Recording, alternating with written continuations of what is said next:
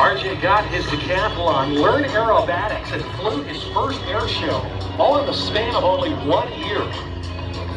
That was only 8 short years ago, and since then, RJ has flown more than 100 air shows and has logged more than 1,000 hours. How about that for up and coming?